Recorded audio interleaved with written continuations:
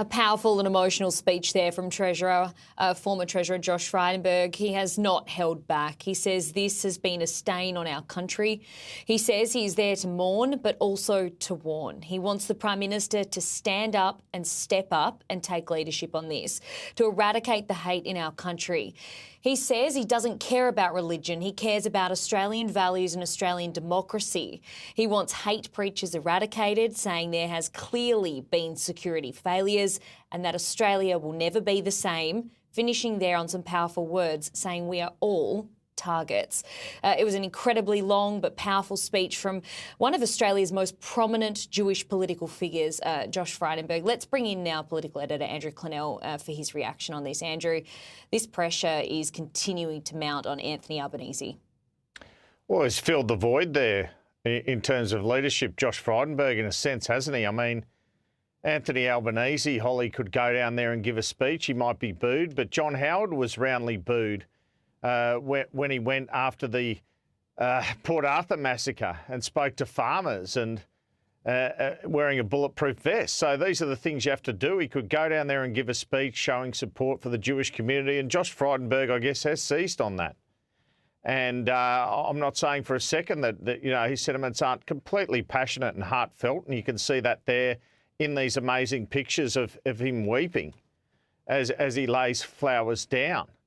I mean, that was a speech from the heart. But the other thing I can also tell you, Holly, which is the reason I've come on air now, is that I have heard from Liberal sources that Josh Frydenberg has told several senior Liberals this week that his intention is to run at the federal election for the seat of Kooyong.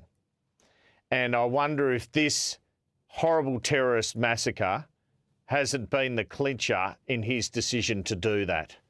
So there's been a lot of speculation about it, that he'll make a comeback. And there's been a view, he'll flirt with it, but he'll back out again at the last minute. But I am told by sources that he is telling senior Liberals inside and outside the parliament this week he will be running at the next federal election. We could call this his political comeback speech, Holly. I mean, Andrew, the speech there, as you said, you know, it was long, it was powerful, but it filled the void. I mean, he is such a prominent leader for the Jewish community. And if your sources are correct, that would be a powerful moment to make a comeback. But he said there, Andrew, which stood out to me, this is not even about politics. This is about our leader using his authority to stand up and take leadership on this. As you said, John Howard, he came out and fronted people. He had not impressed everyone by implementing the gun laws that he did at the time. But tough leaders make tough decisions, and not everyone is going to agree with that. And you can hear the emotion from Josh Frydenberg and our other Jewish leaders too. They want action, not just words. Yeah, and they want a reflection of their anger and outrage at these two horrible attackers. I don't think we've seen enough from that from the PM, and I think it would show strength if he admitted that the government's made some mistakes in not going hard enough on anti-Semitism. I think people would admire him if he actually said, look, we stuffed this up a bit. It's not that we've done nothing, but we could have done more, and now we will do more. Here's Josh Frydenberg and Susan Lee. And we've got those pictures.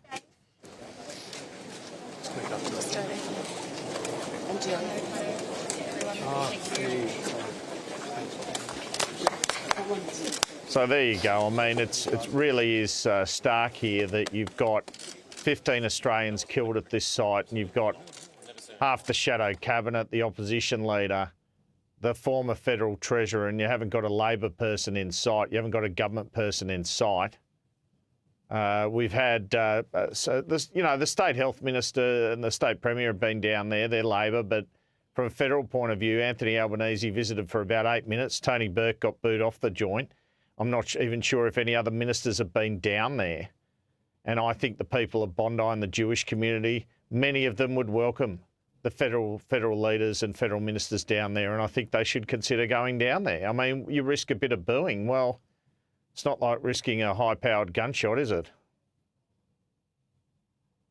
Exactly. And I mean, this is a very powerful image that we're seeing on the screen now. I mean, Susan Lee, Josh Frydenberg, all the leaders down there, but notably none from Labor. I mean, you really need your Prime Minister to step up in this time, even if he has to face tough questions. I mean, we saw that as well this morning, Andrew, too. The media was given little to no notice that he was going to be stepping up to give a press conference, not to answer these tough questions that he's rightly been facing at the moment. Josh Frydenberg also speaking as well that we elect our leaders to keep every Australian safe, and the government is not able to stand up and take any accountability for any failures on that. And it's not that they're personally being blamed for this, but did the government do everything in its power to stamp out this hatred that's been allowed to fester in our community, that our own intelligence boss warned was the greatest threat to Australian life, that Gillian Siegel, his own hand-picked envoy, warned about, that Jewish leaders have been screaming from the rooftops that something like this might happen. And, you know, the Prime Minister seemingly unable to step up and meet the moment here. Yeah, I mean, he's walking out of press conferences. You didn't see Josh Frydenberg walk out of that, did you? So, you know, what's he hiding? What's he concerned about? Well, he's got to take the moment on head on. That's what leaders do. But yeah, I mean, there he goes, Susan Lee. Is she going to hand the leadership over after the next election? I mean, I don't say that facetiously, but honestly, that's kind of what it looks like. And I just want to repeat again, he's been telling Liberals this week he's running. And I think he's got an ability out of this horrible tragedy to run and say, well, I can actually provide leadership on this issue. That'll be slightly difficult for him because whoever's running as leader will have him in the background sort of stalking. The first job he'd have is to win Kooyong to do so. But I think this is where this will eventually lead. And I'll be interested to hear. Our Canberra Bureau tells me, Holly, that Jim Chalmers is giving the mid-year economic forecast statement, which would have been the main event today, but has now been completely overshadowed by this huge story, has been asked already about Josh Frydenberg's comments. He's an old rival of his. He would have been asked at that press conference more generally about Bondi, and he's known as the best communicator in the government. So I'll be very interested to hear what the remarks of Jim Chalmers are and how he's handled that particular moment. Richard Marles was good enough to come on Sky this morning, even though he had hecklers in the background. He went outside and did it. Tony Burke didn't come on with us yesterday. You know, here we have really this lopsided situation, which is really stark from these pictures of the Liberals and Nationals all at the site, which is the focus of everyone today in Australia, and not a federal person to be seen. I believe Josh Burns, I'll say in fairness, but he's a backbencher, was at the funeral of the rabbi a short time ago. Some suggestions Mark Dreyfus, again another backbencher, former Attorney General, might have been there too. But it would have been nice for the Prime Minister to attend that funeral, for example. I think that we saw a picture of Scott Morrison there.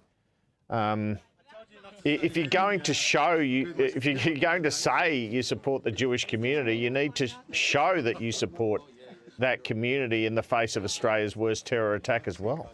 It's quite an extraordinary moment, really. I can't remember a time where, well, obviously I've never seen a terror attack on this scale in Australia, and you would just expect the PM to be front and centre.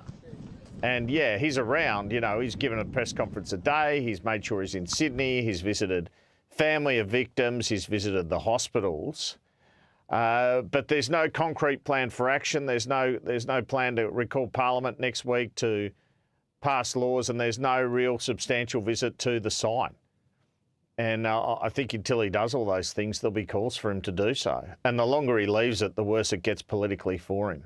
And I'll be interested to see the next opinion poll, and particularly where One Nation is at after this incident, because I suspect their vote would have risen.